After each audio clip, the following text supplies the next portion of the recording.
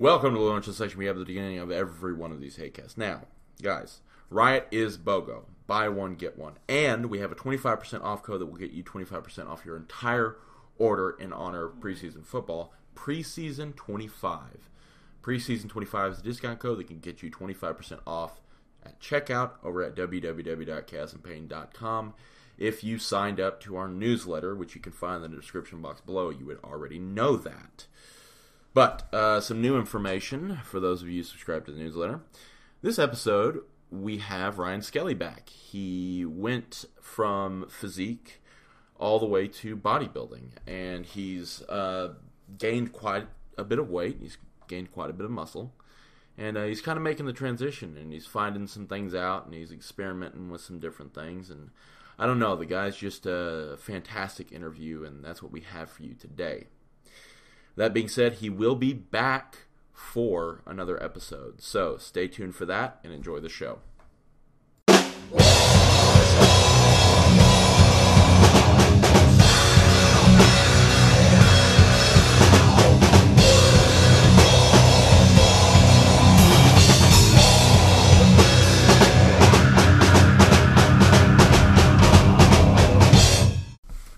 Welcome back to another Hatecast, and this time I'm with a different guest. Ryan Skellie has joined us again, and today we are speaking all things progress. We're speaking about all things progress, rather.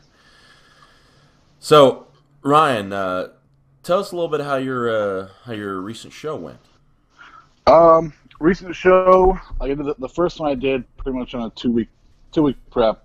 I just went, I was pretty lean. I just went protein and veggies for 2 weeks.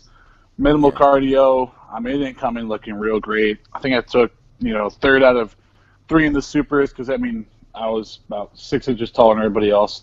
So it was kind of, I held my own, but, I couldn't. These guys were short, wide, they were jacked. Yeah. And then the classic, I think I took, 5th or 6th, but then 4 weeks later, a little bit longer diet, still half the amount of time that most people do, if not a third. Right. And once again, more cardio, just on the diet longer, and I won my class in super heavies, and then I took second in class, and then I shut it down. I just decided, give my body a break. I stopped, mostly all like supplementation and just training, a few days a week, eating, not force feeding. And my weight's holding, around anywhere from 247 to 250, and I weighed in on stage I weighed in that morning of like 243. So I have been just kind of being a little more relaxed, and then come September, or maybe towards the end of this month, August, I'll get ready to, start pushing the food down and train harder and, starting to do all the unfun stuff. Oh, yeah. Yeah, no, so you gained a total of how many pounds from when you went from physique all the way up to are you set on classic bodybuilding, or are you bouncing back and forth between super and classic? If I do a regional show, I'll probably do both just because it's fun. But I would never do a super heavies like a national level. I don't know if I'll ever get to that level. At 6'4", I don't know if I ever want to push that level and gain that much weight, but if I just continue to keep growing, but I'm still trying to stay on the classic physique if I can if I go national level. But regional level, I like bodybuilding. It was fun, I like the posing, but for how much weight I've gained when I first started competing I started men's physique. My first show was 2014 maybe or 13, I forget. But I was I think on stage maybe 210. So over the last 4 years, I've put on about average 8 to 10 pounds of stage weight. I think last year when I competed, I was 235. So I was 8 pounds heavier this year. Okay. So, yep. See, I like that little sprinkle of weight. See, I've done it the different way.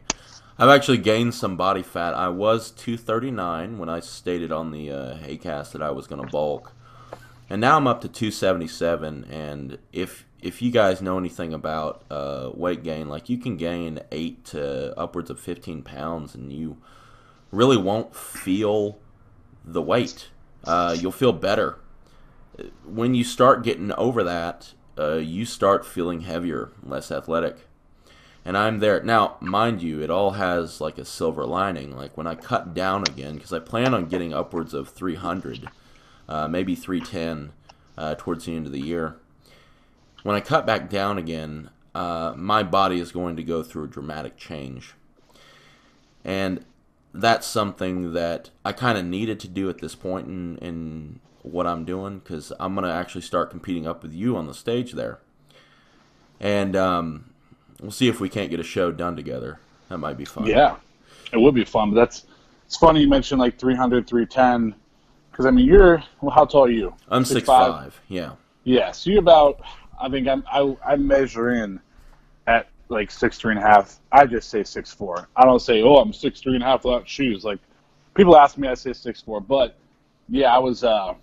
My goal is to push for, 300, 310, and it's funny. People hear, oh man, you get to eat junk food and force feed. Because I mean, I've tried it. Like the guy who helps me, Cornelius. We've done the whole clean food thing, and 6,000-7,000 calories of clean food. I mean, I was literally eating sometimes like next to the garbage can, dry heaving. Yeah. It's not really fun to try to really bulk up to that 300, but just like you were saying, it's something that has to be done if I truly want to make a change in my physique, being this height. And it's just to add a few pounds, because I got to 275 last off season. I still had abs a little bit. Like I was still, my quads are still a little feathered. My glutes kind of always stay a little bit striated, but it's pretty hard for me to get fat. Like I have to really try, and this year we're going to try. But that's my goal too, is 300 is the goal, and then they got to cut 50 pounds, technically 55 pounds classic. So but yeah, same thing here. I mean, the goal is 300, and it's not like I look forward to dieting rather than I do, because like you said, you don't feel good. People don't realize, like, you feel tired. Every meal makes you tired, bloated, sweating. Feel like you can't move, like you're saying. You coming from an athletic background, this might hurt you too. I mean, like it really does screw with my head a little bit to be less athletic.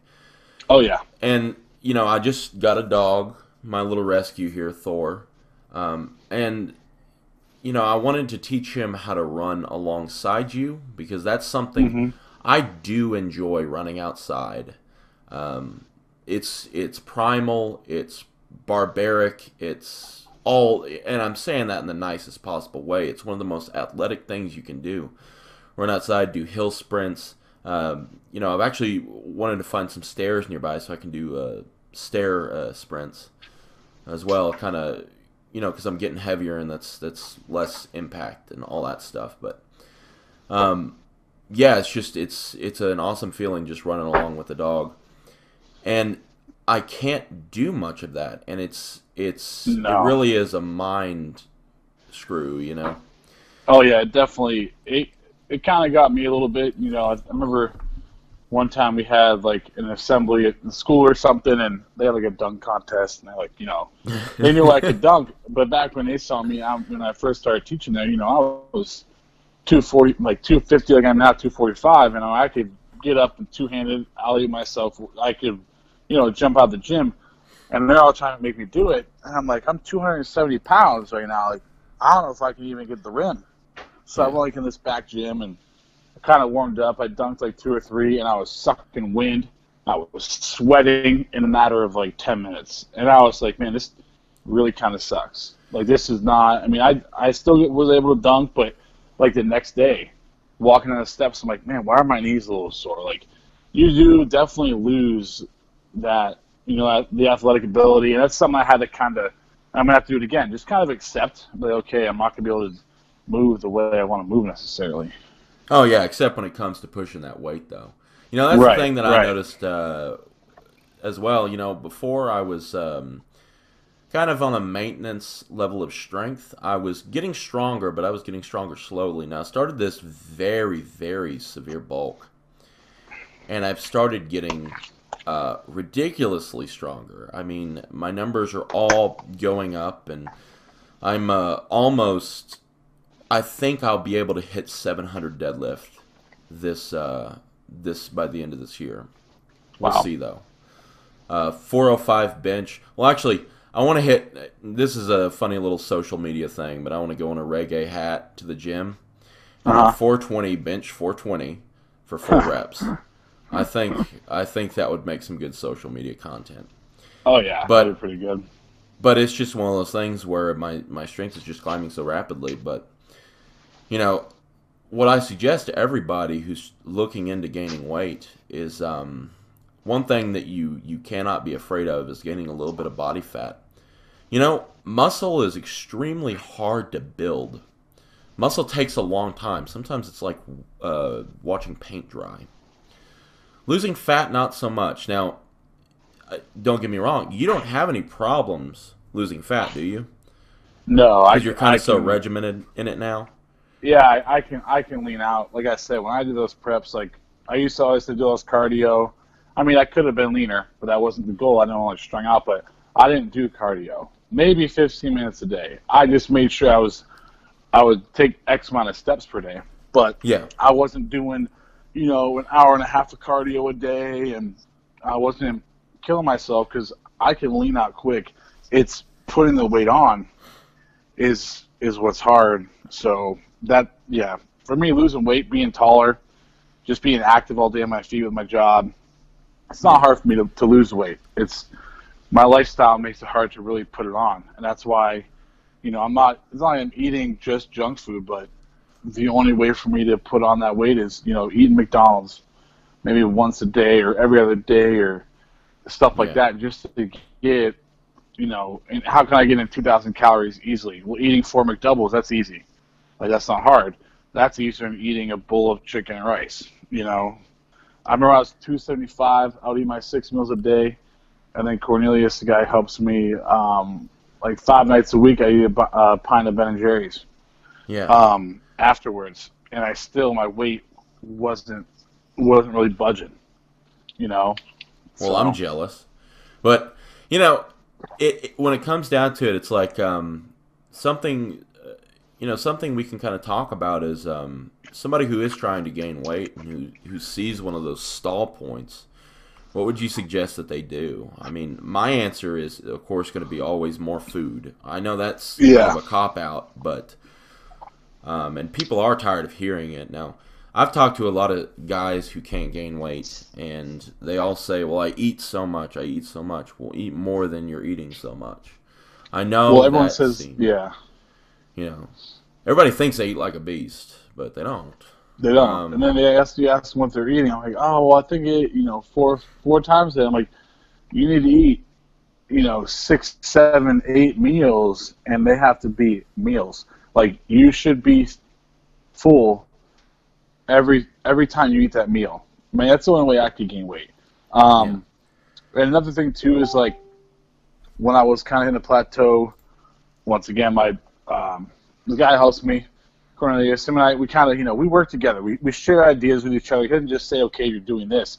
We're both smart, so we bounce off ideas, and he knows a little more than I do. Well, he knows probably a good amount more than I do in certain aspects of it. So, I kind of I listen to his guidance because I don't want to, I tend to second guess things. And it was the point where I would count my steps on my watch, and if I was at 9,000 and it was 4th block, like, I stopped. Because we said, okay, no more than, if I can't gain weight, we have to, what factors can we control? And it was my energy output. So I only took 10,000 steps a day instead of 15. And then starting to add in some of that junk food, making high-calorie shake. Like, in the morning, my breakfast started to be, half my breakfast was a blended up egg whites, protein, fruit, honey, trying to just get in, MCT oil, stuff like that, to try to get in a lot of calories, that way.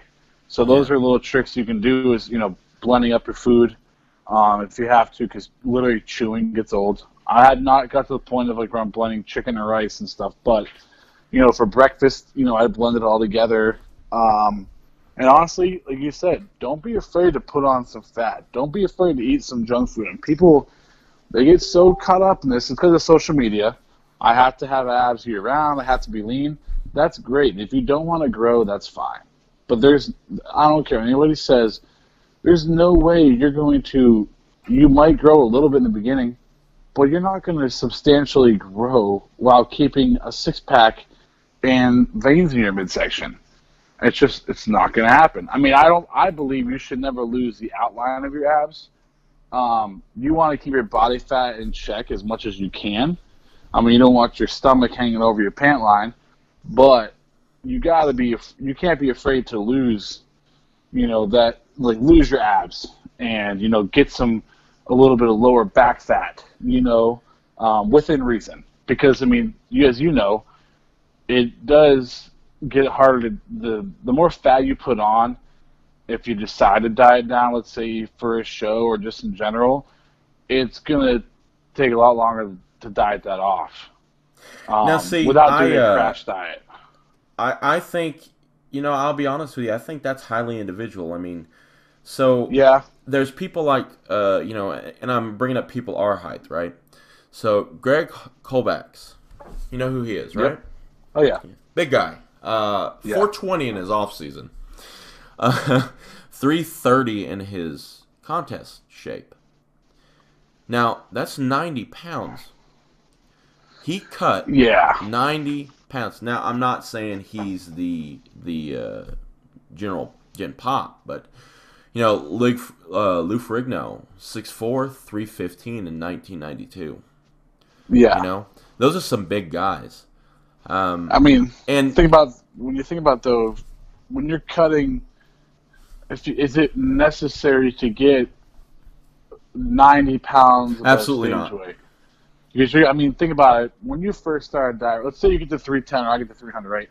You're going to lose 10 pounds in the first week of just purely water, maybe 15 of water, and that's if you push too much and get too heavy, it's hard on your kidneys, your heart. I mean, it's to a certain extent, enough is enough. I mean, at some point, there's no point in putting on more weight if it's just fat and water. You know.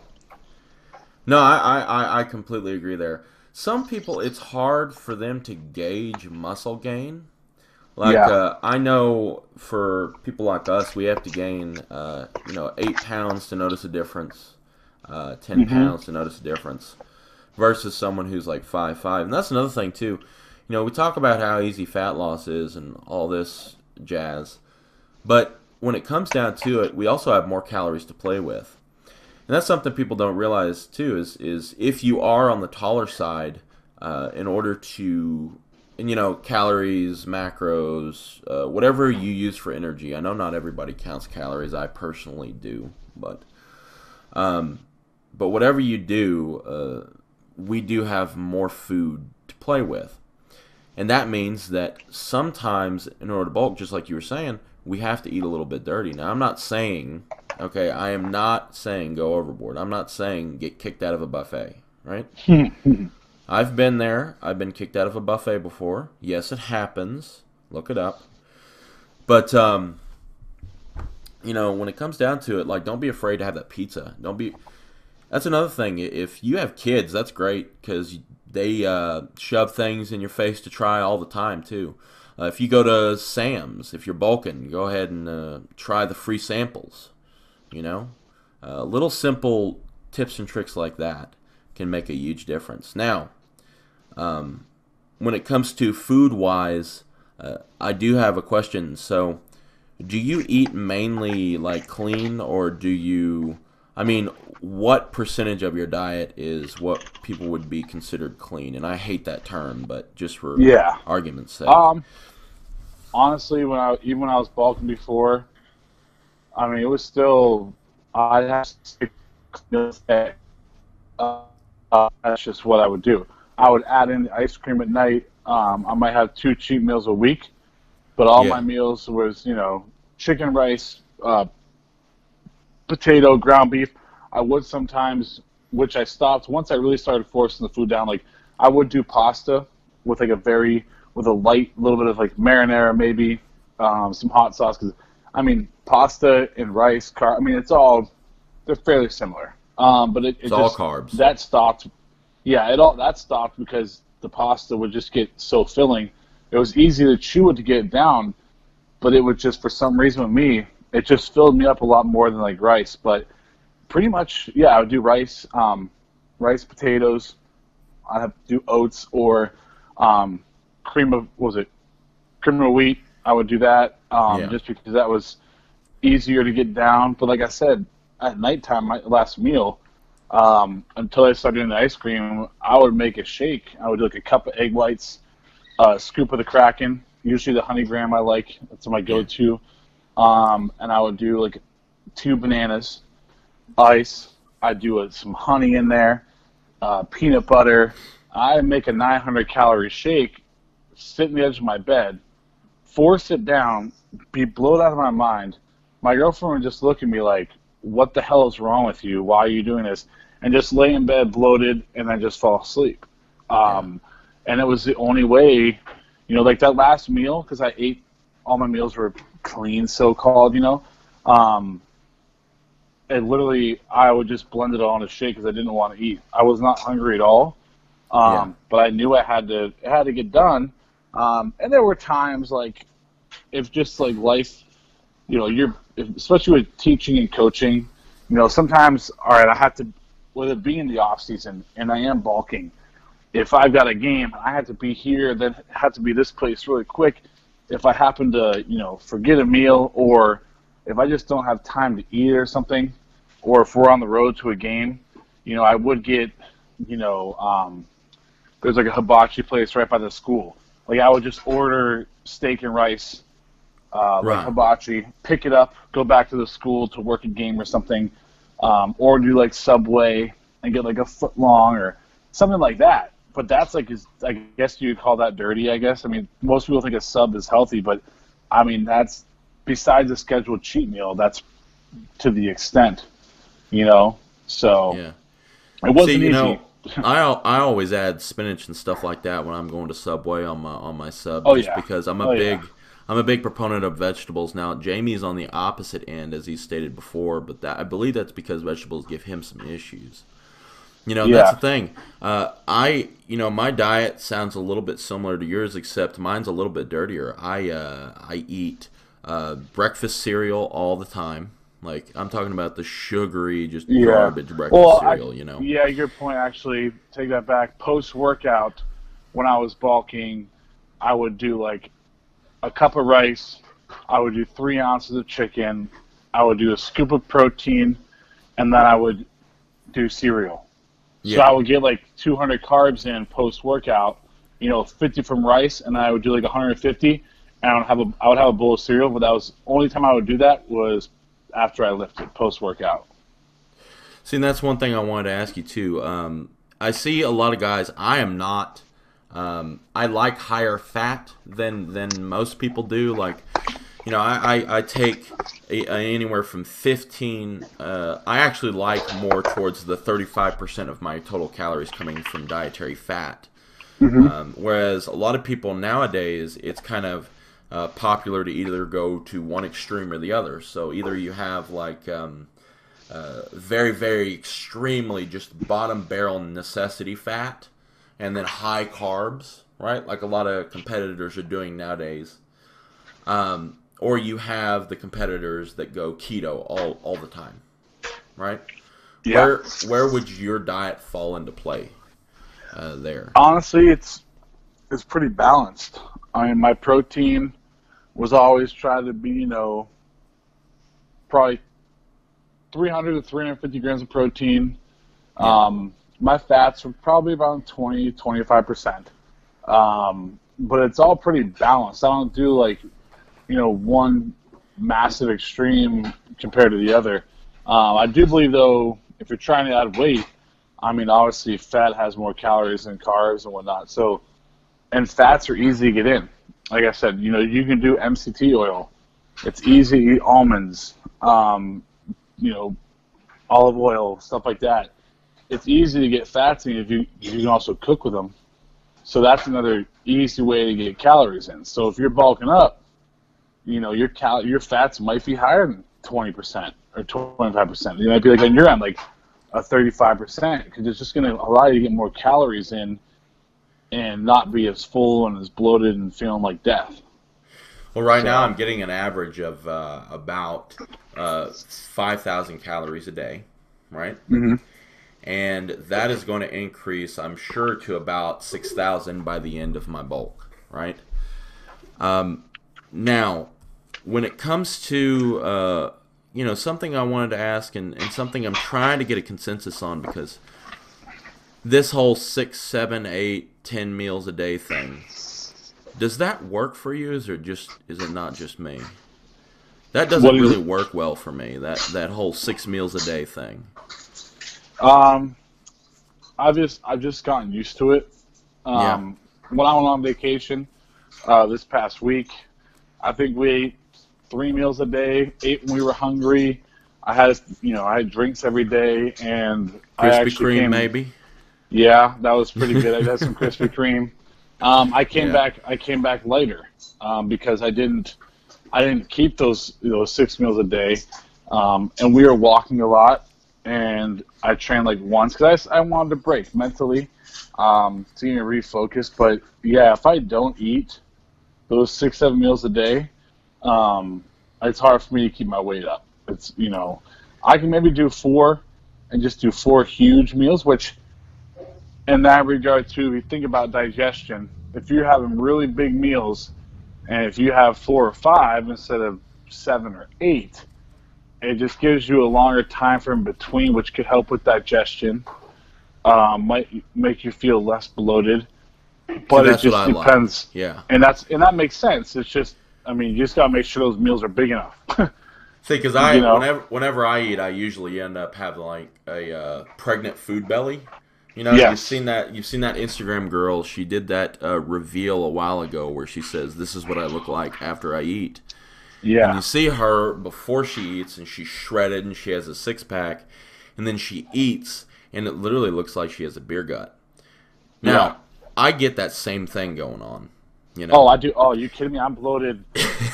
Literally, it's an all-day thing. Like, in the morning, I feel, my stomach's pretty flat. I'm feeling good. By lunchtime, I'm like, oh, Christ, I have to go the whole, it's just uncomfortable, and it doesn't matter how many Start enzymes waddling I take. places. You're sweating. Yeah. It doesn't matter, how many digestive enzymes I take, nothing. It's just, you're going to be bloated. And it's just like, okay, you have to expect it. But once again, with being a competitive bodybuilder, you want to keep that in check because you also don't want to be force-feeding in where you're constantly bloated, where you increase the size of your midsection. And everyone says, which we've all heard, that the supplementation of certain things, of if people are using like the insulin or growth or whatever, and that can increase their midsection. There's obviously no science to prove it. I really think the problem is that people are chasing bigger, bigger, bigger, and you see what these guys are eating. I just think the constant amount of volume of food in your stomach's constantly distended out. It just expands it. I do believe this year I'm going to try. I have to buy a new one, but I'm going to wear a squeam, at least in the morning, just to see if I can, keep it in a little bit, but then it's going to come off because there's no way, it's going to, but that's just a little trick. I'm going to try myself to see if it keeps my, midsection a little bit smaller. Definitely, I definitely will go back to doing that again on my diet. I didn't pass a few years ago, and I will say it did make my midsection smaller. I believe, not doing it long term, but I will use that approach again once I start a prep and diet down the last 2 months. Now, I will wear one. For people who aren't aware? The squeam, it's pretty much like a corset. The guys, the competitors, they've been wearing it for a long time. no one ever admitted to it. Because it could easily have people judge you. You know, But pretty much it's just, I was listening. Sorry to interrupt you here, but no, go ahead. you know, it's a good thing you bring that up too. Is you know, because I'm glad that as a I don't know, this is gonna sound fucking weird. As a culture, we are evolving past this constant need for just this almost egotistical masculinity. Right now, I Yeah, was listening, and whether or not it's masculine to wear a squeam or not, it doesn't matter. It's a garment. It's not. It has right, nothing associated with it other than the fact that it goes around your waist. right. So I was listening to a interview, and this is kind of common. Branch Warren, okay. Now you know he recently got injured, right? In the No, I didn't hear filming. that. I think it was Branch Warren that recently got injured. Let me go ahead and Google before I talk out of my butt here.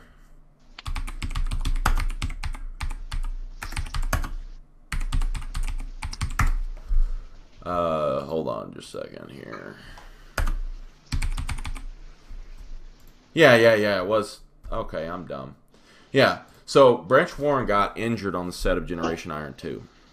Yeah, when he fell off the horse or something like that. Yeah, Right. and it was you know, whether or not it was anyone's fault is up for debate. You know, I mean, he was I think from what I heard about the horse, that he was, because Clydesdales are the only thing that can pretty much carry his weight. You know, Right. they're really big horses, right? And he was in the process of breaking one, and he took it out, and he was, you know, it'd make a good shot for the camera, and the camera guy scared it, and Branch fell off. But anyway, I was listening to an interview of him, of his, recently, and he brought up the fact that you know, because somebody asked him, were you ever in pain when you were competing? And something that really resonated with me is that he goes, yeah, all the time. I just never let anybody know. Yeah. And you know, there's this toxic ego culture involved in the fitness world that, you know, I'm not surprised they didn't want to admit to wearing either waist trainers or corsets or anything like that, because, I mean, for God's sakes, they'll go in there and squat 600 with a grade 2 lumbar strain. You know? It's crazy. Mm-hmm.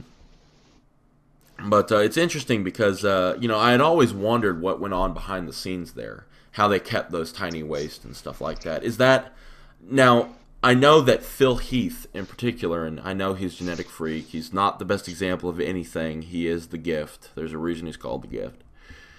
But he has an extremely tiny waist, and he had, you know, he always does heavy, and I'm talking gruelingly heavy abdominal work and high reps. Heavy, right? And his midsection never really got blocky. So, you know, I'm gonna try something on my physique and see exactly how far I can go without turning to something like a squeam. So it's interesting that so when you wear the squeam, what is the purpose of it? Just to keep the waist small and get that X It frame? it just helps keep your midsection in control a little better. So it Yeah. literally, all it kind of does, honestly, is it forces you to not relax your midsection and just let it blow out. You know, everyone Right. stands there and you kind of slouch. I mean, it actually makes my back feel pretty good because it forces your posture to be better when you're standing up. Right. But the biggest thing is it avoids you from slouching down and letting your gut relax to where it just constantly kind of keeps you in that upright position. It's not. They do say it's not good to wear long term because it definitely, if you get it too tight, it's not healthy to. We've all It seen the can move your videos of that. organs and stuff. Yeah. And people, they abuse like Annie. They'll wear it forever. You see these girls who they'll just pull it so freaking tight they can't breathe and wear it. I mean, that's extreme. It's the same thing with, I saw this guy in our gym recently. He wrapped his knees before he benched. That Wrapped his knees before he benched. Yeah, it was just because he wanted his knees to be warm, quote unquote. But they were like, powerlifting wraps. That's absurd. Just a I've never heard of reliance that on before. equipment. It's a reliance on equipment. It's almost like you feel like you can't do the activity without the piece of equipment. Which, you train athletes. What is your stance on young athletes and this heavy reliance on equipment? I'm interested to get your take on that. I mean, obviously, if we're squatting heavy, I'll have more of a belt just because to avoid potential injury. But I think anymore, like too many kids wear ankle braces for no reason. They're wearing knee braces for no reason. All you're doing is you're making your ligaments and joints around the area weaker. So you're actually just making yourself more injury prone. Right. So I tend to stay away from it. Even when it comes to lifting, I'll wear elbow, the small Iron Rebel ones. But that's because I had a cortisone shot in my elbow in the spring because my whole arm swelled up just because I had severe tendonitis. So if it bugs me, I'll wear them. But I don't necessarily wear them if it's not bugging me or if I'm not going heavy. But a lot of people, you see them come to the gym, and I mean, they're all suited up, head to toe with everything under the sun, and they're benching 50 pounds. And it's like, what are you doing here? That's not the purpose of it, because it will just make they're all enablers to a certain extent. There are times though when you're going very, very heavy, it is smart to wear braces or wraps. But I'm talking, that's like if you need it to help stabilize because your body naturally can't hold that weight. But once again, there's a time and a place for it, but it's not, people overuse them, which in turn, it just makes everything around that area weaker to help support it. So you're going to make yourself more injury prone down the road, I feel. And mind you guys, we're not speaking about competitors because if you're a competitive powerlifter, I mean, you already know all this stuff already, right? Right. And they're moving heavyweight. Yeah, a bulk of your training is in like the 3 rep range or something like that, right? I mean, they're moving weight their body's not used to or not meant to really stabilize on its own. Yeah. And, like we said before on this show, wrist wraps are one thing that I highly recommend for everybody. Just because your wrist is just, it's just so prone to injury. It's one of those things where wrist wraps is something that I would go ahead and say it's completely fine to wear basically the entire time that you're training. Just because there's not really anything that you can do to make your wrist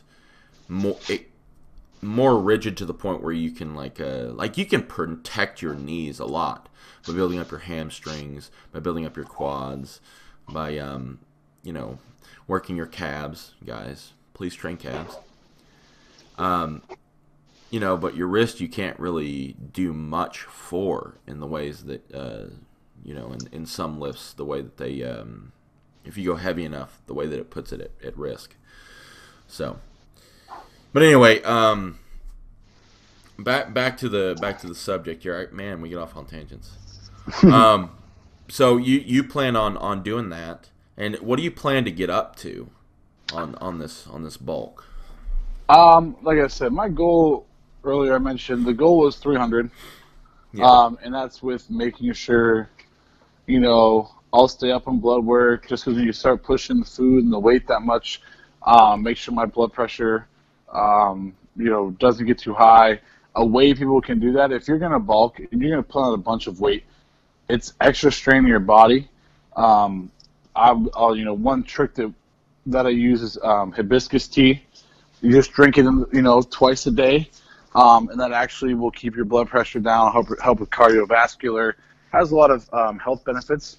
But just little stuff like that, I'll just keep an eye on, and I'll maintain cardio. I'll probably do maybe 20 minutes 3 times a week just to stay healthy. When I say I'm not going to be running bleachers, but I might do the stairs at a moderate speed or an incline walk or ride the spin bike. Now, just to clarify, that's on top of your steps, right? Right, that'll be on top, and then and we'll see, and that's just once the weight gets up there, that's just for like heart health and just in general. But if it starts to make it to where like I'm not gaining weight, then I might cut it down. I might cut it out for, a few weeks. That's just where you kind of make adjustments on the fly. When you hit that sticking point where your weight's not going up, okay, what factors do we have control over? All right, let's cut the cardio out. Let's add some more food. Stuff like that. So just like what I preached before when it comes to dieting, you have multiple cards in the deck. There's no need to play them all at once. If something's not working, if you stall at some point, pull out one of them and try that and see if you progress. And if that doesn't end up working, pull out another card. I mean, there's so many tools at your disposal when it comes to either gaining weight or losing weight, regardless of your body composition that you can play. So, just like you said, the 20 minutes of cardio 3 times a week could be something that might actually benefit your weight gain too, because your body will become more efficient in the way that it handles, things like carbohydrates and stuff like that, so you won't gain as much body fat. I find that people who do incorporate cardio in their regular bulk usually end up looking leaner by the end of it, too. So that's something that I would, if you haven't tried it before, just go ahead and give it a try. If you don't like it, worst case scenarios, you can just stop doing cardio, which sounds like a win to most people. Yeah, so, I mean, I don't know. I enjoy the cardio. Like 15 minutes fast in the morning, it just it wakes me up. It's just a good way to get the day started, and I'm a little less groggy. But once again, I get on my spin bike in the living room. I'll watch some YouTube or something. I'm not killing myself. Like, I'm not gassed. But it's just a good way to jumpstart your metabolism and just it gets me going. My heart rate doesn't get above like 120. I mean, I'm not sitting there I'm not doing intervals, Yeah. But I do enjoy it just for the clarity aspect. So, well, see, there are people like that. I mean, it's common in people who come from athletic backgrounds too, to have some sort of cardio or some sort of athletic activity that they have besides the weight training or whatever they're doing, just because they're just that type of person that likes being more active, Yep. And there's something to be said about that, man. I mean, there's a lot of benefits on cardio and brain function and I think. A lot of you think benefits. about it. I mean, you think about people there are a lot of successful people in this world. A good majority of them they look fairly healthy compared to the average American. I mean, it sounds bad, but you look at, and there are people who, this is not the case, but you look at a lot of people who may be, overweight or whatnot, and you look at their level of productivity, they might go to work 9 to 5, do the minimum. Significantly lower, though. Yeah. Right, and they come home and then it's nothing. It just, because it keeps you going, it keeps your brain functioning. You think, okay, if you always think you have to get something done, you're gonna get more things done, which in turn it should make you more successful in life. And that should always be the goal. You should always be striving to get more successful, whether it's making money, your body, your career. You should never be complacent to a certain extent. There's quite a few people that are highly, highly successful individuals, like Jeff Bezos, who keeps himself fit. Elon Musk keeps himself fit. Bill Gates does daily cardio. It's one of those things where your physical health is important because you are what you do to your body. I'm going to even take it further than you are what you eat. Because I think that neglecting your diet, neglecting your physical health, or your physical fitness level, right? I think everybody should have a baseline of physical fitness. Just because it's the benefits for it, not only mentally, physically, and I mean, look, long term, you could stop training right now, Ryan, and you could end up saving yourself from a fall later in life. You know how many people die from broken hips when they're older? Oh, yeah. How many people die from broken bones? And it's all because they neglected those things. And the things that you do now, even as far as you've come right now, the muscle mass that you have, if you stop training, that's not going to go away. It's not going to disappear, all of it at least. Some of it will, mind you, but not that strength and that muscle that you've gained and your level of fitness. Some of that will stay with you until you're extremely. I mean, just an extreme amount of time goes by, 20, 30, 40 years, and by then, honestly, I don't think I could get down to I don't think I could get below 225 again. If I just stopped training and eating, I just don't think I could physically get below that 225, 230. You just, like you said, once you build that base, you won't just melt away to nothing. It's going to stick with you. And when you're 60, 70, and you're in the shower and you slip, you're going to be fine. Whereas somebody who didn't take their physical health seriously early in their life, or not even seriously, man, it just doesn't take much. I would like to hear your thoughts on that as a coach. You see all these people who go to work 9 to 5, they come home, and now look, me and you are both wired differently, right? We're very productive individuals. And this may not be the way you think, but it's they just need this quote unquote, and I hear it all the time, this quote unquote time to relax. Like the day's been so stressful. And they almost act as if 30 minutes on the bike is going to mentally break them. And do you think we're going to see the cost of that later in life? Do you think in our generation, do you think we're going to see the cost of that?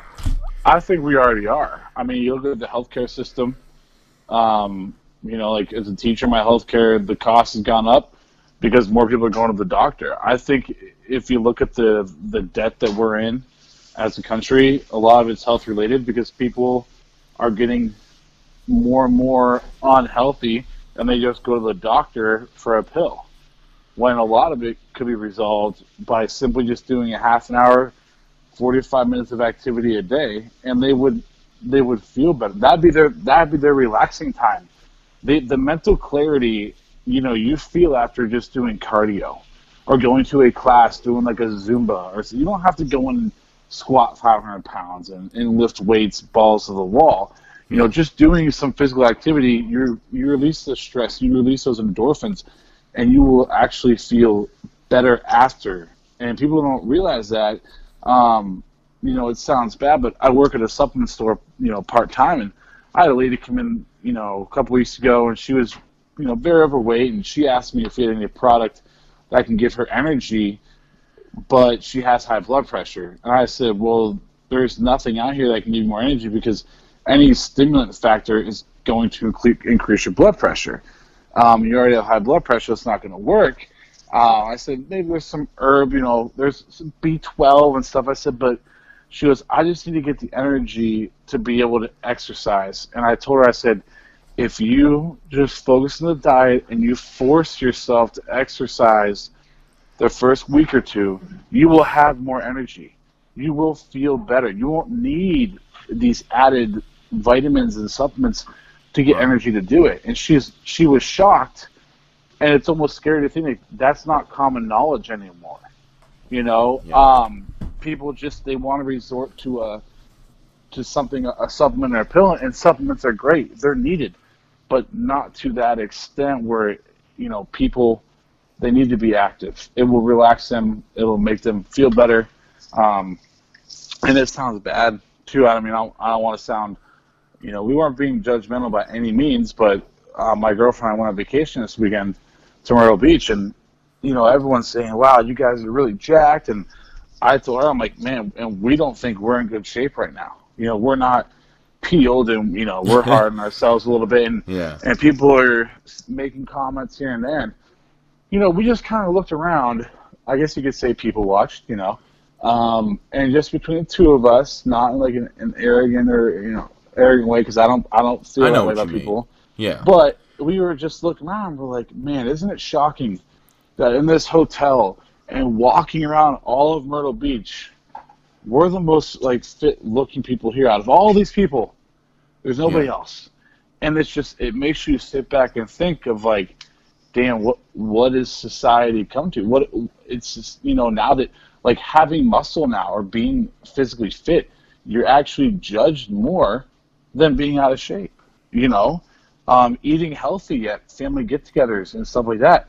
Hell, if I take my Tupperware somewhere, I get looked at, you know, like, you know, I got 4 eyes or something because people are like, why are you can't eat my food? It's like, no, I can. But this is a choice. You know, it's just funny how anymore society has almost made people not want to exercise, you know? You know, and it's a little strange. You know, I've also experienced the family gathering kind of, you know, because I'll be honest with you, you know, there was a lot of things that made me change, but one day I was just crazy enough to do it. You know, because I used to be 430 pounds. Everybody's heard that by now.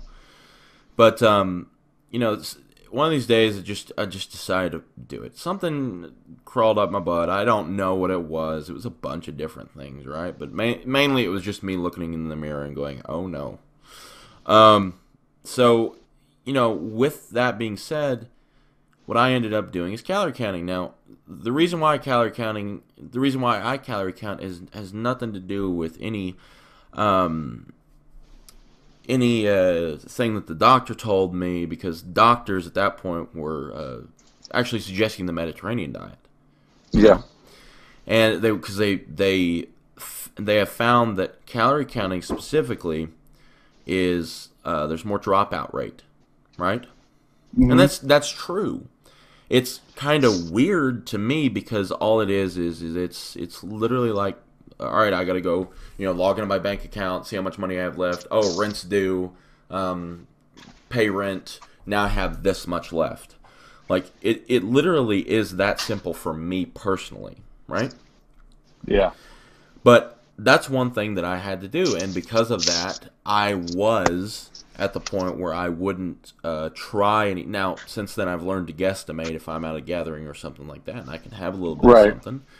But before then, I chose not to eat at family gatherings, and that kind of made me kind of an outcast at first. And then I had this cousin who came over, and he said he was vegan, right? Holy crap! How accepting were they of that, right? They were very accepting, because you can go buy some vegan sausages that look comparable to the real sausage, right? And it's fun, but calorie counting? Oh, you bad man. Yeah. You know, and when it comes down to it, it's you know, I mean, you enjoy what you do. You know, it's not like you picking what to eat and everything. And that's what I had to explain to my parents specifically is, you know, I enjoy this. I enjoy it's kind of addicting, the body composition changes that you see, the improvement that you see, the progress that you see every single day becoming a little bit better, you know. 1% here, 2% here. It all adds up to, you know, now I'm 300% better, and it's an amazing journey that I think that if people were to just get started, and I'm not talking about, because I understand you work, you're 9 to 5, you get home, you have kids, you have a wife that nags the crap out of you or something like that. Everybody has their own thing that's going on. I'm not going to judge you or whatever. But just getting started is the most important thing that you can do, because you do it one day, it's going to suck. Do it 2 days, it's going to suck. Do it, you know, 3 days, 4 days, a week, a month, 6 months. It becomes habit, and habit's not hard. Habit is one of the easiest things that you can ever imagine. I mean, you're doing things habitually right now. You're either twirling something in your hand, or you're listening to this, eating, because you can't have silence while you eat, because we live in the TV generation. And you know, when it comes down to it, you know, you did get looks at that beach, but man, you got looks for the best reason. And when it comes down to it, yeah, that really is sad. You know, people overestimate how fit you need to actually look, and competitors are especially bad about this. Is they see Instagram and they look at the Instagram world and the social media world, and they think that, oh, I need to have garbage bag over myself, skin, you know, thick, vascular physique all the time, because that's what they see on Instagram. That's what's shown to them. When in actuality, you got, you get some big pecs, you get some big arms, you get some big legs. You're fitter than most of the people at the beach, and that's awesome. And your quality of life goes up so much when you get fit too. That's something that people huge don't. difference. I mean, I know people that are my age that can't touch their toes. Yeah. Yeah. Whether that's tight lower back or whether that's tight hamstrings or tight this. Everybody thinks tight, but it's more to do with, man, you're sitting all day, and you, I mean, about that, right? You're a teacher. You some of your days sitting, some of your days standing, but I'm guessing a majority of it's sitting, correct? For me, no. Being like health and phys ed, the majority of them on my feet all day. And I try to be. I don't try to sit much because if I sit, I'll start to get tired, especially if I'm eating a lot of food. So I try to stand or be walking around as much as I can. Yeah. But yeah, if you teach another subject like history, English, I mean, you could be up in the front of the class doing something, but you're going to be sitting down, a lot more than I would be in the gym. No, I just know I have a friend that's an English teacher, and he sits. Hi, Eric, if you're listening. But with that being said, something I would like to go over with you. So somebody looking to progress, somebody looking to make their physique better, their body better. What are some of the things that you would concentrate on first for somebody who's wanting to do this? I would focus really on the diet. I mean, what are you eating? And, you have to count calories a little bit. You have to know kind of how much you're consuming and how much you're burning. So that way you can gain weight, but also too, sticking to your heavier compound lifts. And then you can do some higher rep stuff for your isolation type exercises. But moving heavy ass weight, lower volume, I feel has worked the best for me to grow. Obviously arms, just because they're a smaller joint and a smaller muscle, I tend to do higher volume. I've gone heavy and it just gives me too many aches and pains.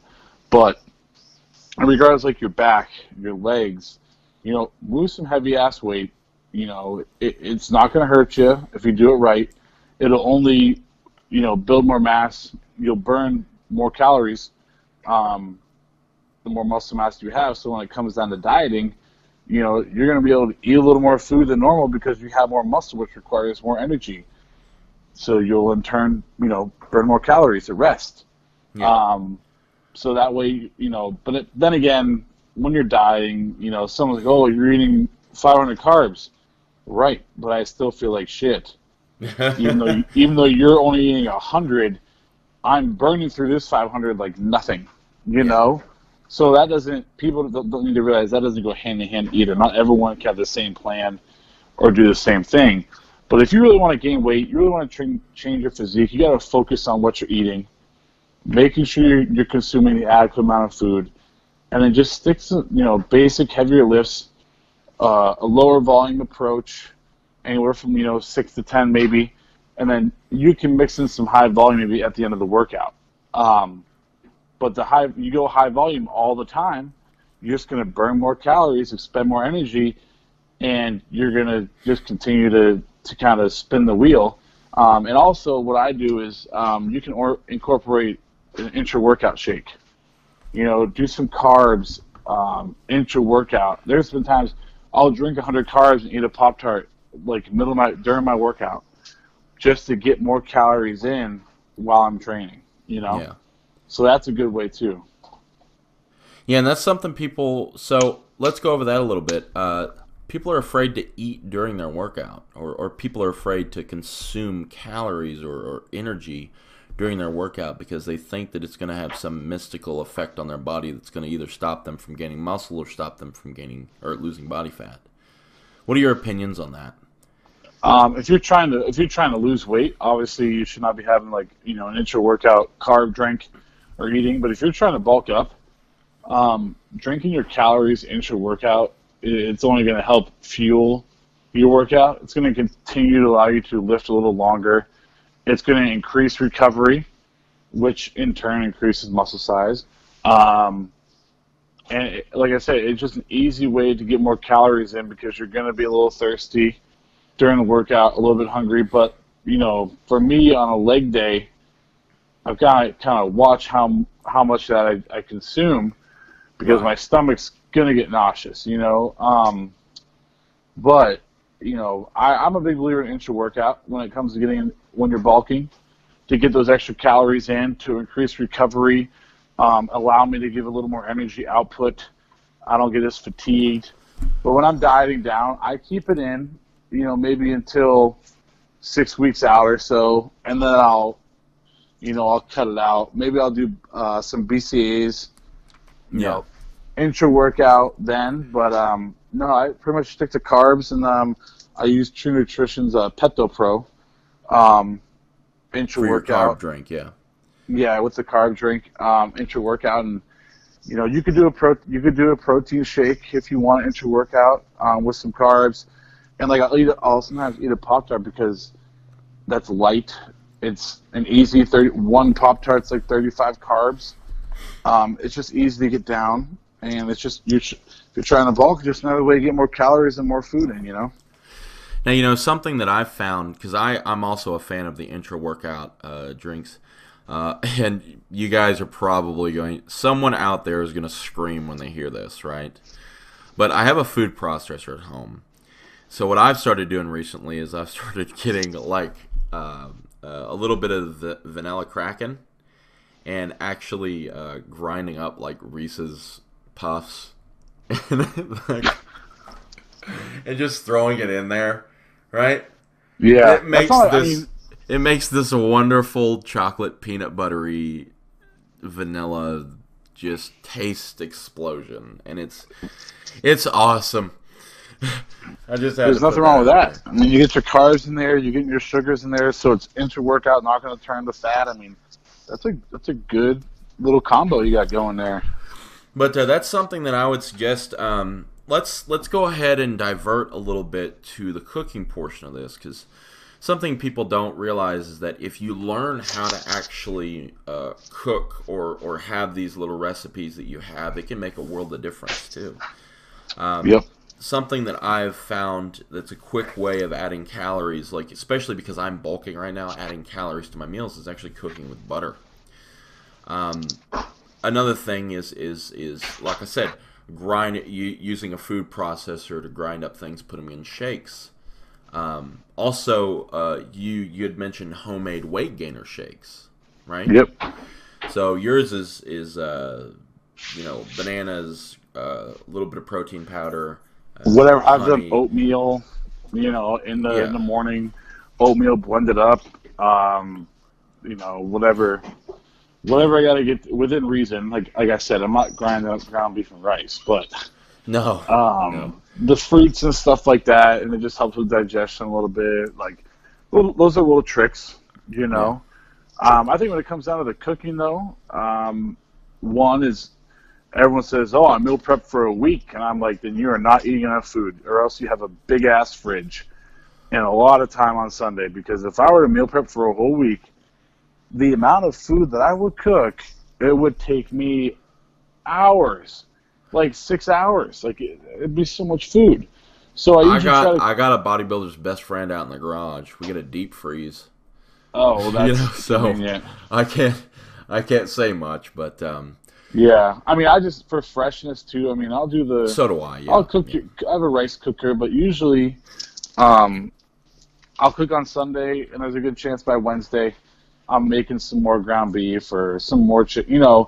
I'm not making a ton, but there's a good chance that I'm having to make a little more to get me through the week, just because when you're consuming, I was consuming 6,000-7,000 calories a day clean food. That's a lot of damn food. Yeah. So it's kind of hard to cook all that for a whole week in one day. So. And something else too, people, we get questions a lot, and we've gotten this question recently. It's just been coming in like crazy. Hey there, dog. It's been coming in like crazy. Because I have all my animals literally in my living room right now. Yeah, ours is sitting there scratching. Yeah, we got interrupting the Hatecast. But we've been getting this question a lot, and it's our thoughts on grass-fed beef versus the cheap stuff versus this versus that. And when it comes down to it, bodybuilding and fitness is an expensive lifestyle. So what I would suggest everybody, and this may be controversial, I may catch a lot of shit from this, and people are probably going to rip my head off because they're sitting there beating the grass-fed beef drum. Whatever you can afford is the simple answer. If you go to Walmart or Sam's, I would suggest anyone who's serious about their fitness get a Sam's or Costco card. But if you go it's there, my go-to. Oh yeah, it's my savior. If you go there and you find just the regular non-organic, just the stuff that your mom and dad would buy or grandma would buy, right? That stuff is fine. You will they not got 90, start I mean, they to got grow 90-10. warts. You go to Sam's. I go to Sam's Club. I get the 90-10. Like when I'm off season, so do I. They have that I get big 90-10. meat log. It's like 280. Yeah, it's like $2.85 a pound or something like that. Like it's not expensive to buy. Now, if you go to the grocery store, you're going to pay $6 a pound for 90-10. But to go to Sam's, I get the 2 big packages because my girlfriend's kind of weird about the meat log thing. Just kind of freaks her out. So we'll do the packages. But oh yeah. And then do 90-10 of that. I mean, it lasts you quite a while. It's just so much cheaper. You buy your rice in bulk. 25-pound bag of rice is $13. Yeah. The oatmeal, all that stuff. But yeah, I mean, when it comes to the ground beef, I think people get in their high horse of the grass fed, but like you said, it's what you can afford. Because if you're going to stress out financially because you're eating grass fed compared to 90-10, well, that stress you're having or the increase in cortisol levels is going to affect your physique. So you're better off just buying like what you can afford within like 90-10. I would say is the poorest quality I would go. I mean 80-20 off season if you want the more of the fat, but you got it. I would recommend still for health reasons drain the grease out of it, which I do anyway with the 90-10. But 90-10 is affordable. If you are bodybuilding or you want to bodybuild and you can't afford 90-10 ground beef, or just normal chicken breast, then it probably isn't going to work out for you. Well, no, I wouldn't say that either because I have a little secret weapon that people generally shy away from because of their taste buds, right? So there are 2 things that you can buy that are high nutritional value. I know what you're going to say. Go ahead. Also, you say, I think I know. Pork. I did it. Pork, yes, I did that in grad school. When I was in grad school. Yeah, pork yeah. And tuna fish. And that's There you go. Tuna fish with some mustard and relish. Oh, man. The amount pork. of tuna fish sandwiches that I've had just piled on top of each other. Cans. I'd have cans, and I would eat the tuna fish and the relish and the mustard with some pepper. And when I was in grad school, I mean, I competed. Actually, I did compete in grad school. I did the whole if it fits your macros, but like the amount of that I ate just because I had to eat cheap, cottage cheese, like the amount of stuff I did to get the protein in. Yeah, I knew you were gonna go pork and tuna, but eventually, that's only gonna last so long where you are gonna literally, like I don't even look at tuna, like it rarely looks good anymore. It's gotta be doctored up. It's gotta be like, loaded with mayonnaise and shit for me to eat it in a sandwich anymore, And tilapia too. That's one thing that it is one of the cheaper, but it's vitamin and nutrient rich. I mean, the selenium that you're getting in tilapia is like 300% or 100% your daily value or something like that. Yeah, it's a really good source of vitamins and nutrients. Same thing with pork. People are so gung ho about the B vitamins and the iron in beef, but what they don't realize is there's B vitamins and iron in pork. Yeah, and those pork tenderloins, those gigantic logs, right? That have all the great, and I know some people are going to think this is gross, but I actually like pork fat. So, I'm one of those guys that will literally fry up the or not fry up. I mean, you know what? Screw it. I'm not gonna hide. Fry up the pork fat and eat it. So, you know, I'm a Southern boy, and Right. when it comes down to it, it's like you get 8 ounce. I packaged my pork loin that I bought for like $11, like a huge pork loin, tenderloin, and packaged it up in 8 ounce packages just because I'm also wise with my money. 8 ounce packages. I got about 14 packages off of one of those for like $12, and that's about 40 grams of protein per package. Yep. So, and I've got a crap ton of B vitamins in there. I've got some good iron. That's a good iron source. Good vitamin source in general. Good protein source. Great fat source.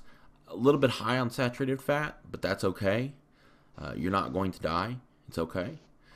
Yeah, it's not gonna. I mean, yeah, in moderation, you'll be fine. Yeah, I mean, that. People freak out, but it's pretty overplayed. People do, and you know, especially since they watch documentaries like What the Health. You know, that thing I think has been a bane on the meat, and I think they really did a good job of trying to smear the meat industry.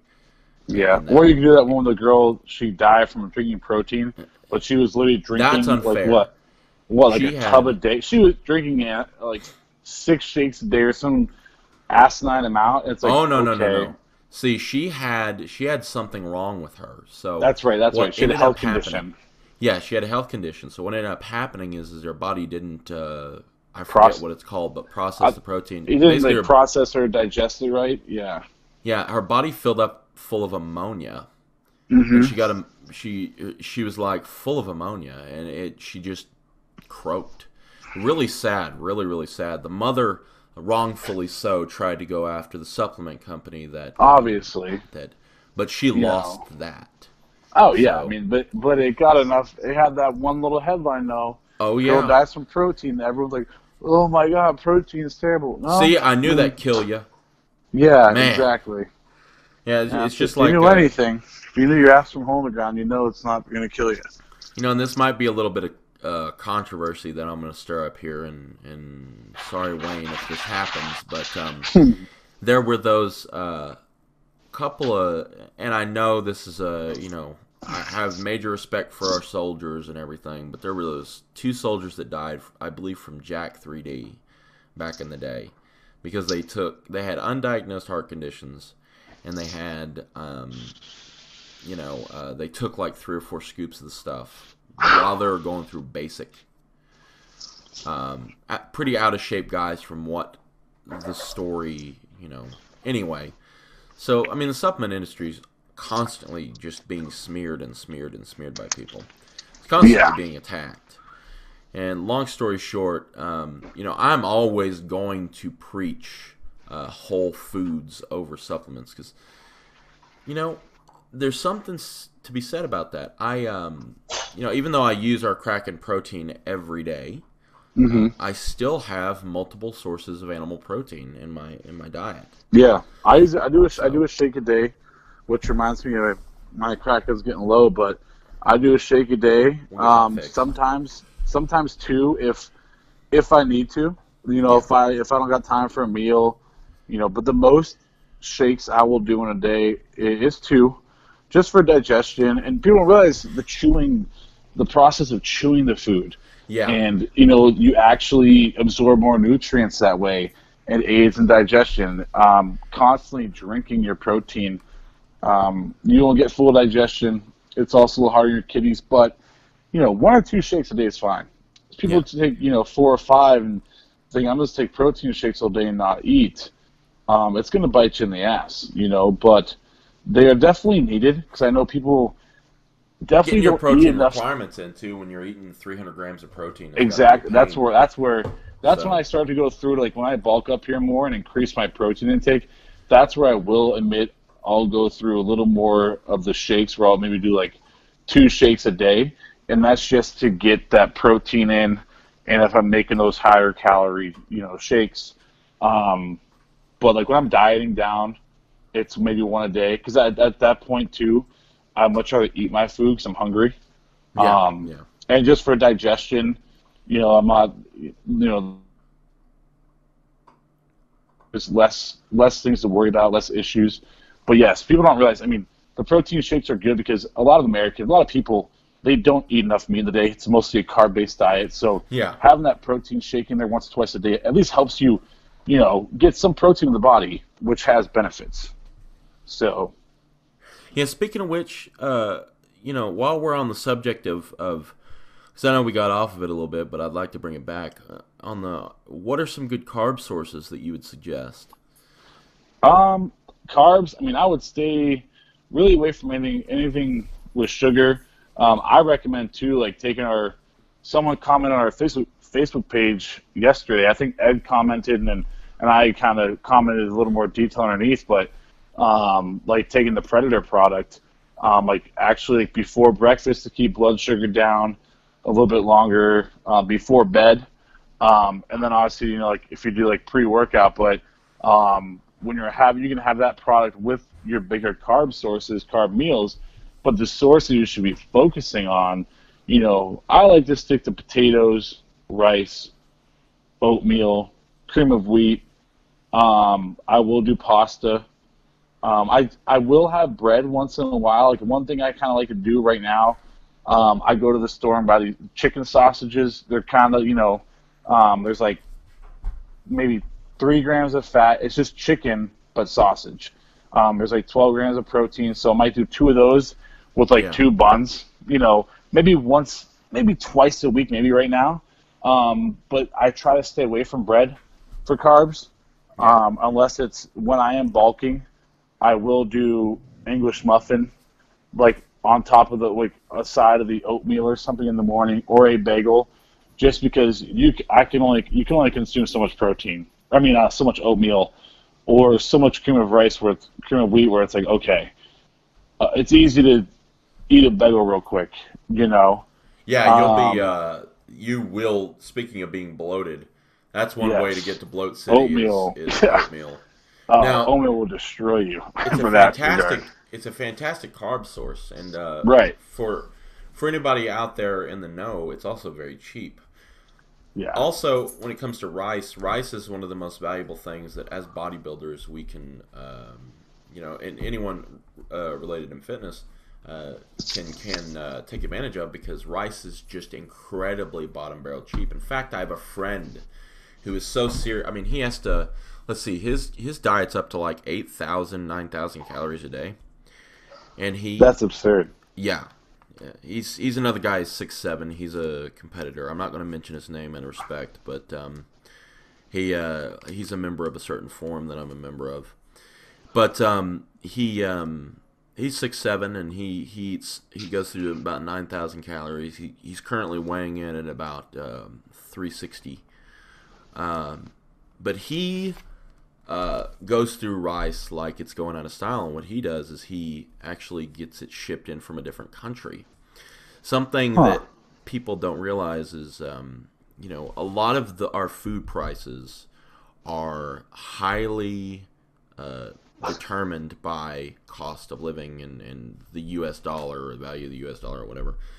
So he just gets his stuff shipped from Honduras or Latin America, right? Where he can buy 10 pounds. I think it was like he said 10 pounds of rice for like $1.70. Holy hell!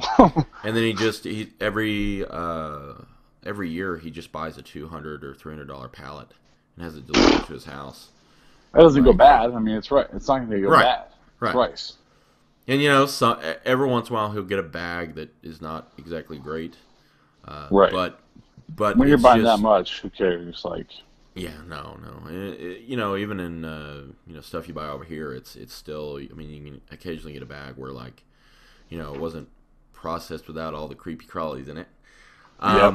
But when it comes down to it, rice is one of those just bottom barrel cheap foods that everybody can. And as much as I disagree with certain portions of the vertical diet by Stan Efferding, there's certain things that I do like, which is the inclusion of rice. And I believe that's mainly because rice is it doesn't hit your hunger very hard. At least for a Yeah, lot of you people, can right? you can eat a good amount of rice, and you're not going to be feeling like death and full. That's like I mentioned earlier, like the pasta. I was eating the pasta, but it would just make me so full to Yeah. where I had to get rid of it, and I had to do like 2 cups of rice because it wasn't the rice. I could digest it very easily, but at the same time, I at one point with an old coach I had, I was eating so much rice, like 10 cups a day, where it just Oof. like it Oof. backed me up. It backed Oof. me up. I was like, I was having digestion issues. I mean, it did not work in my favor, and that's when I said, okay, How was your I energy need. levels? Um, it wasn't terrible actually. Okay. Believe it or not, but yeah, it was. That had to change. Like that was a little bit overkill. I was Yeah. hurting from that shit. That was, that was That's a little too crazy. much. I Ten did it though. I cups. mean, hey, he said do what I did, and I put How honey on many? it, and How fuck it. many I mean, did calories it. is that? Let's Let's see see. here. A cup of rice is 50 carbs. So that's 200 calories, 2,000 calories, Okay. right? Yeah. Yeah. Roughly. Yeah. That makes Yeah. So sense. it's 2,000 calories right there. And I would like add honey to certain meals, but you put your protein with Ooh. that. Yeah, put the honey on rice with some cinnamon. It's pretty legit. See, That's the diet. honey's dirty. That's a dirty word to me, man. I'll just cover myself in honey. Holy crap. Yeah, I love yeah. honey. Pre-workout, honey and rice and cinnamon. Oh, and I would like have a protein shake. And It's good to something go. strange too. When it comes to I used to have very different taste buds when I was bigger. You Mm-hmm. know, and something that has happened to me, almost shocking that this happened. I actually started liking. And this is gonna sound so weird, but I actually started absolutely adoring all this health, quote unquote, health food that everybody seems to hate. Like you'll see people hate on things like rice cakes. I love rice cakes now. Oh yeah. Um, Oatmeal is something that I used to abhor, and now it's one of my. It gives such a nice texture to things, especially when you grind it up in a shake. Yep. I absolutely love that stuff. I'm a very, very big veggie guy now, where I didn't used to be. And that's another thing I'd like to talk about. So, veggies and fruits, where do you stand on them? I think they're crucial. I mean, I use the. I mean, I'm out of it now, but the fruits and greens product that we have was really good. Gaia, yeah, Um, yeah. the guy. I was drinking that, every morning just to help me get them in. I've been out of it, but like I'm still when I'm bulking. I like to drink that in the morning because I don't eat as many veggies Yeah. with my meals just because they're fillers. When I'm dieting, I eat a lot of them, as I actually don't need the Gaia. But I will do fruits with my breakfast. I'll do 2 fruits with my breakfast when I'm bulking, whether it's like some blueberries and a banana, make a shake. Um, but they need to be incorporated to a certain extent because they do have the micronutrients which are crucial. You can't really go without them. They do have a lot of digestion benefits and just other overall benefits of the vitamins they provide. But I don't think you need to have them like every meal. Like when I bulk up, I'm not eating broccoli every meal, or No, even no. 3 times a day because it'll just bloat you and the fiber will fill you up. But like I might do spinach, or some green peppers, or asparagus doesn't fill me up. I will add that from time to time. But See, I have I my vegetables in like one meal, and then I have my fruit in one meal separately. right. Usually, fruit pre-workout. I like. Uh huh. Now, mind you, the fruits that I'd suggest everybody kind of look into, and I know Jamie's not a fan of them, but bananas are extremely cheap. Hmm. And I'm always going for the cheap stuff just because, like I said, bodybuilding is very expensive. But the apples are fantastic on a micronutrient Pre-workout. level. Yep. Spinach is another one that's cheap, and there's actually some good. If you're one of those guys like I am that's always looking to stay up on the current studies and stuff, there's actually a study on marathon runners and spinach. It's pretty interesting. The creatine kinase levels, now that might mean nothing to some of you, and some of you in the know what that means. But the creatine kinase levels, which is basically a marker that they use for damage, right? Hmm. Creatine kinase levels were 1/4 in the group that ate 1 gram of spinach per kilogram body Wow. weight. That's pretty significant. That is a pretty significant boost to recovery but they had to eat it daily, right? So, just like we said before, go to Sam's, get you a big bag of spinach. They have those big Popeye bags, right? Oh, yeah. And go to town. That's one tremendous way to boost your recovery through the roof. Another thing is they have this coleslaw mix at Sam's, and coleslaw in and of itself is. I'm talking about without sauce, right? I'm talking about the raw coleslaw. Right. That stuff is fantastic too because it's usually cabbage, carrots, and a bunch of other, sometimes some other stuff like lettuce, and it's also extremely cheap. I mean, cabbage is one of those things where cabbage is one of the cheapest vegetables that you can get, and it's also very, very micronutrient dense. So, and potatoes, of course, every bodybuilder I know loves freaking potatoes. I think everybody universally loves potatoes. I mean, I put them in the air fryer is my go-to. Oh, there you go. Yeah, you got one of those air fryers. Yeah. Yep. And kitchen gadgets wise, what would you suggest people get into? Because that's interesting. The air fryer is one of them that I think people should invest in. Yeah, I think the air fryer is great. I have a rice cooker, because that's very convenient. Crock pot's another one. Crock pots are good. Yeah, I mean, pretty much I stick to the crock pot, rice cooker, the air fryer, and that's pretty much it. I don't really have too much else.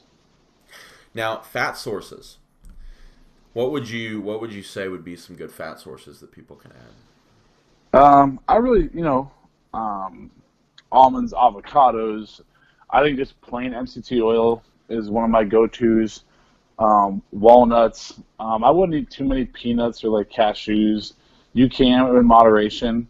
But I mean, that's pretty much what I stick to. It's very basic. The avocado, the almond, MCT oil. You can use extra virgin olive oil if you want to cook with that or put on a salad. That's something else you can do. I've been obsessed with butter. Butter, too, so. Depending. Yeah, I mean sweet cream butter. Yeah, honestly, depending on what butter you're consuming, I mean that'll make a difference. Yeah, and like you said, MCT oils. Coconut oil is one too, but something people don't realize is coconut oil is also laden with saturated fat. So if you in moderation with that. Also, coconut oil is it has medium chain triglycerides in it, right? But it that's also why has long that's chain. why I do the MCT by itself. Yeah, it also has long chain triglycerides. So it's not all MCTs. Although I do love coconut oil, I do love the taste that it gives to things. I do love cooking with it. So if you're the type of person to oven roast your vegetables or something like that, a little bit of a coconut oil drizzle or olive oil. I actually like olive oil too. And that one's been around in bodybuilding for how long? I mean, yeah. So, but yeah, I mean, that pretty much wraps up the diet portion. Actually, one more thing before we jump off of here, off the diet portion. What is there any? What would you say the best diet is if you had? Because I know my answer to this one, and it's kind of a trick one. So the best diet there is, I think, there is no best diet. I think it just depends on. Everyone's going to have a different kind of diet within reason. I mean, there's, you need to have your protein, carbs, and fats, but there are some people who can handle more carbs than someone else and not get fat. They can handle more fat than somebody else. It really, if you have any kind of like kidney issues, you obviously can't be having a high protein diet. Right. There's always a basic format, but when it comes to a special diet or a certain diet for everybody, I think you need to find someone who knows what the hell they're talking about, and you need to make a diet that fits your needs. And that's going to work with your body to give you the optimal, energy, digestion, and muscle growth at the same time. And like for me, I have carbs every meal. I have clients I help; they only get carbs pre-workout, post-workout. Other ones get it every meal. I mean, it really when I diet for a show, I almost have carbs every meal. I've also done a couple meals no carbs. I mean, it really depends on what is your energy, what health issues you have, how good is your digestion, can you handle, X amount of food 6 times a day. So I think you got to find one that fits you and find someone to help you who's knowledgeable to develop a plan. You're going to start with a base plan. If you get someone to help you with the diet, my clients, I try to make it as customized as I can from the beginning, but you're going to start with your basic nuts and bolts to begin with. And after the first week or two, once they've been consistent, then you can start making big adjustments. But I don't think there's just one set diet. I don't really believe in that. See, I mean, I have the same opinion there. The best diet is the one you'll stick with. Yes. The best diet is the one you get results from. So there was something, I don't know where I heard this, but I'm sure I stole it from somebody, but it resonated with me just so much that I kind of started spreading it around. So, every diet can work. The most important thing that you can do when it comes to choosing the diet that's right for you is trying one and seeing what you learn from the diet. Because, something that people know about Jamie is he's very, very, very, very pro-keto. I mean, he has the Apex Predator diet, and that's what works for him. Whereas other people, that wouldn't work for. And it all comes down to what he has learned from the diet. What you have learned from your diet going into heavyweight, and stuff like that means that, you can gather this invaluable data from trying keto or trying high carb or trying low carb or trying, and that's what it's all about. It's about you gathering data, finding out what works for you, and I think that's something that's overlooked because people want to jump on a bandwagon and they don't want to find out what works for them. And that's my advice to people is try a diet, try it for 4 to 8 weeks, and once that 4 to 8 weeks period is done, kind of take a step back and see what you've learned from that experience. So that's what I would suggest people do. Yeah, and that's very smart. I mean, that's the optimal. I think that's ultimately the best approach you can take. So, but speaking of approaches that you can take, and we'll try and wrap this up here now because we're pushing an hour 30. It's pretty long, but we're pushing an hour 30. So, speaking of what you did, tried to make that transition, kind of lost it. It'd be fine. So, what changes to your diet did you make, and what changes to your training did you make to make the jump to class or to heavyweight? I mean, honestly, I just started training. Like I said, the guy who kind of helps me, Cornelius, he opened my eyes to like a different style of training where, I mean, it was just I would lift every other day, and I used to be that guy where I hated off days, but the training was so intense. Like I loved off days because my body felt like shit. So train every other day, lower volume, heavy ass weight in the beginning of the workout. Towards the end of the workout, I would do a little bit of higher volume, a little more isolation type stuff.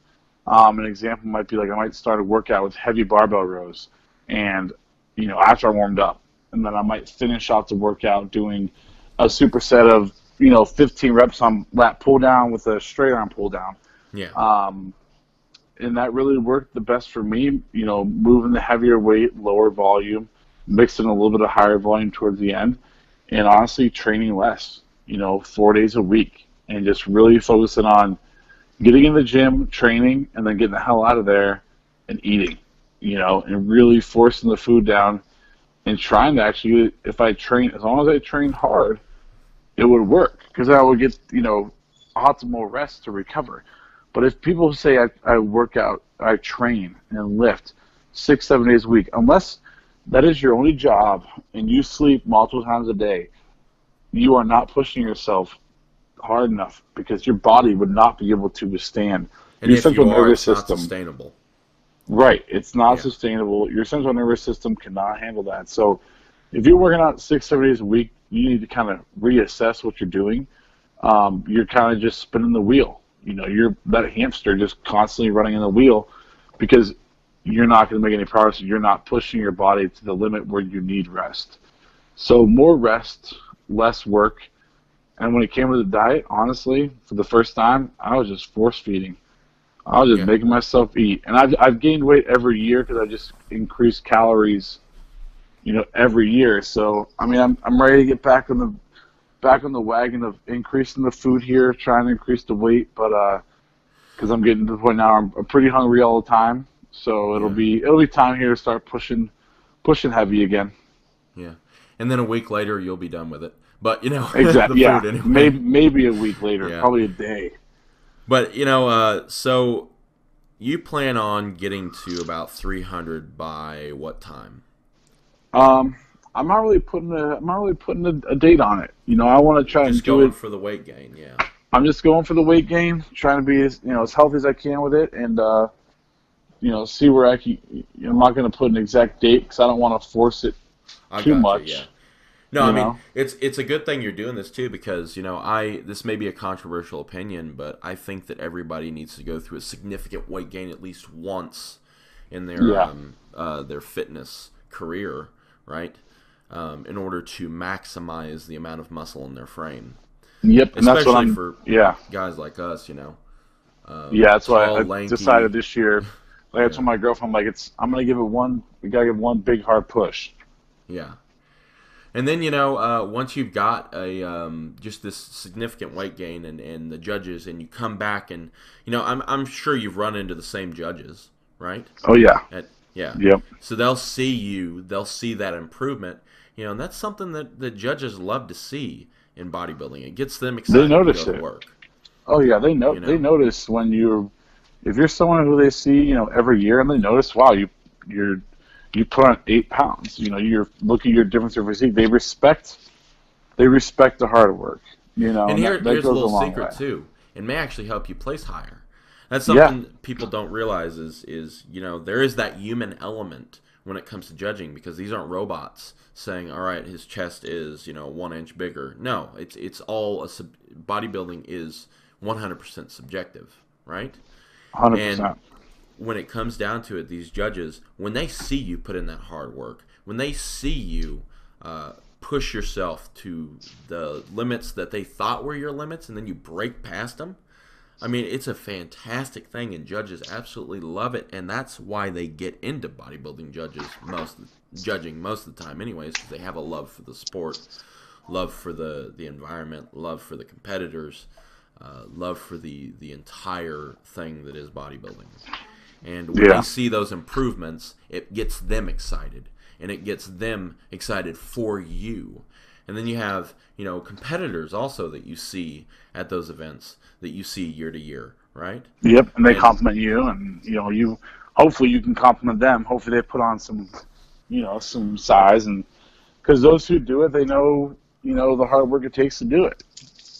And it's almost, and those of you thinking to compete, I will say that it's almost like a brotherhood. If you're looking for something to be a part of, like is kind of a cult of bodybuilding, I don't know if that's the right way to put it, but it's just a fantastic little brotherhood of individuals that are all doing the same thing. They're all going through the same hardships, although some may go through a little bit different than others. I know that there are certain competitors, like you don't have to do hours of cardio, but there are certain competitors that do have to. I've done it before. I mean, I will have to do it in the future. Yeah. I know coming up, if I want to get like an inside out peeled, I'm gonna have to do it, and I accept it. It's fine, but it'll have to happen. It's just this year that wasn't the look. I couldn't go for that shredded look because I didn't want to look strung out, so I went with the fuller look. My glutes were still a little. Yeah, I mean, I definitely, if I was really aiming for it, and if I had the actual mass I needed, I could have been more conditioned than I would have been. But I mean, I've been more conditioned in the past, but that wasn't the look I was looking to look fuller and a little bigger and just I have think just you're enough being a bit conditioning. hard on yourself, man. I think I you're mean, being a bit super. hard. I mean, the thing is that with super heavies, I mean, a lot of Yeah, guys don't come in condition. So it's if you're moderately conditioned, you'll be fine with being in the super heavies because a lot of those guys come in looking like poo. You yeah. know. So before we close this out, because I think we'll continue this whole how to progress thing into another podcast. We'll do the training portion of it next, right? Because we covered Yep. a lot of nutrition in this one. But so when it comes down to it, I do have one last question for you. Yep. Who do you think's going to win this year's Olympia? And are there any competitors that you're specifically watching at this point in time? I honestly, it sounds bad, but um, I will for the 212. If the was it Hottie Chupin or whatever, if he Yeah, can get over here, I mean, I saw his name on the list. If he can get in the United States, Flex Lewis might not get his. He might not retire the way he wants to. Um, that 212 class, Derek Lunsford looks like a freak. Like that shit's gonna be stacked. I think yeah, I'm looking more forward to the 212 than the Open. But for the Open, everyone, look at Big Grammy's pictures. He always posts pictures 6 weeks out looking great. And he right. just never Comes in. comes shredded. Like if he came in shredded because he's so damn big, it'd be a different story. I almost personally think he's too awkwardly big, in my eyes. I think his legs he just looks too awkward for me to appreciate his physique. I mean, obviously he's huge. That's awesome. I can't tell you Um, he was born to do that.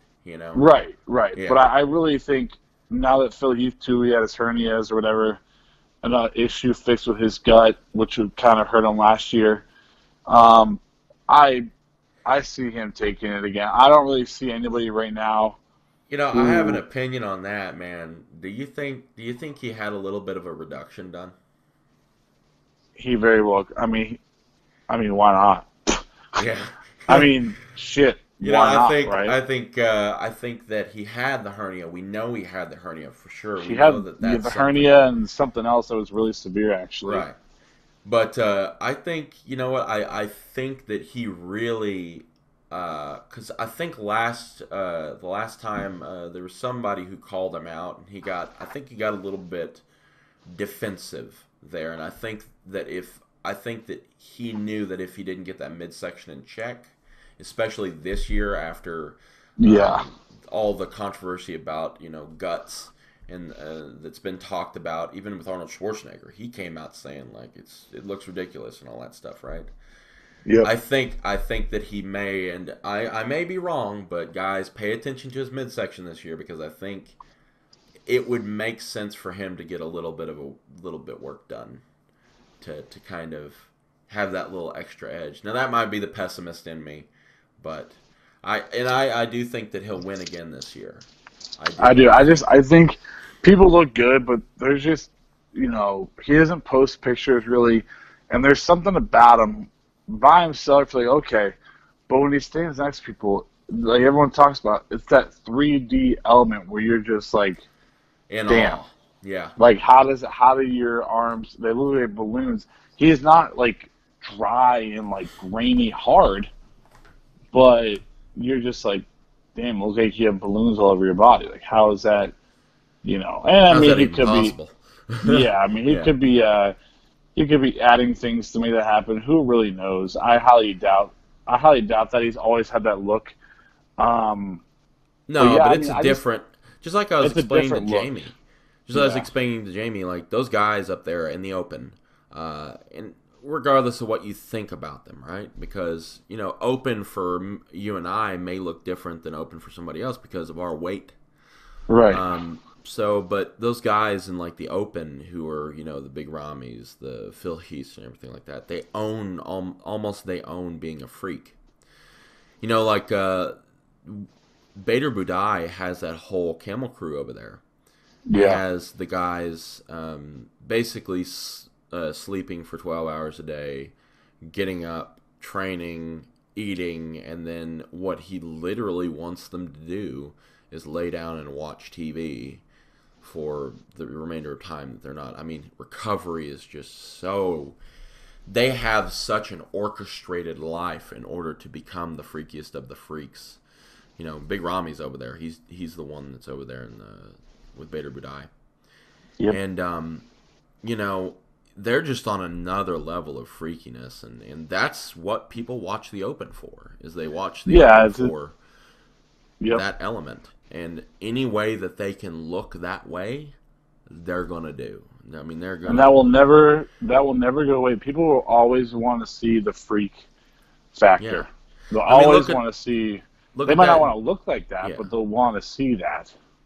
I mean, look at that dude with the longest fingernails on the planet, just to get into the record book. I mean, you know how much nerve damage you incur by growing your fingernails out that long? Like, your arm literally becomes useless. And it's just because he's a freak. It's just because, look at that freak, right? You know, and that's all it is. You know, as much as I don't want to look as freaky as that, I almost am kind of envious of their physique, because I absolutely love watching the freak show, just like everybody else out there. Yeah, that's the same thing with the 212 guys. You know? Yeah, I mean I think they're shorter frame, but the amount of muscle those guys hold, you're just like, damn, how is that? Like the pictures Derek Lunsford's posting and stuff, you've seen them. His back is like, how do you put this much muscle on in here? Like, how do you look density? This nutty? Yeah. Yeah. I mean, it makes sure you think about the whole MI40, Ben Pakulski, focusing more on tension, not just moving weights. I mean, it's kind of speaking for itself, you know? It's crazy. Yeah. Nuts. And it's depressing. Yeah. Yeah. But you know what? At the end of the day, man, those guys have been doing this for how many years, right? And some guys are young, but still, they've been doing it for a long time, and they're genetic freaks. But then when you stand next to them, you're like, wow, you guys are tiny, because they're like 5'8", 5'7". You're like, okay, there's actually 212 guys. I think there's one that's top tier 212 competitor that's like 5'4". It's like up to my crotch. Well, Jose Raymond, I met him at Team Universe. Oh yeah, last year. He was like 5'3.5", same height as my girlfriend. I'm like, dude, there's a picture of me on my Instagram of him, and I mean, it's comical how short he is. He's a whole foot shorter, and you're like, okay, he's not, he's jacked, but he's not like an overall big person. It's kind of funny. Yeah. Well, at least they'll look normal in clothes. At least they can go. At least they can go buy a 1XL and not have it be a belly shirt. Yep. Yeah. I mean, you've been there. I don't get that. Everything's double or triple X anymore. Yeah. No, I'm the same way. I just moved up to 2XL. So. Yeah. But anyway, guys, I think that closes out this episode. We're coming up on almost 2 hours. This was a fantastic listen, and I would like to thank you guys for following along with us. And as always, if you like this video, go ahead and like it, give it a thumbs up. It really does help us out. If you have not subscribed to the YouTube channel before and you're a new listener, first of all, hello. Second of all, you should probably subscribe. And if you dislike this video, you know where to shove that. So, we will see you guys in another one. Peace. Oh yes, you're dead.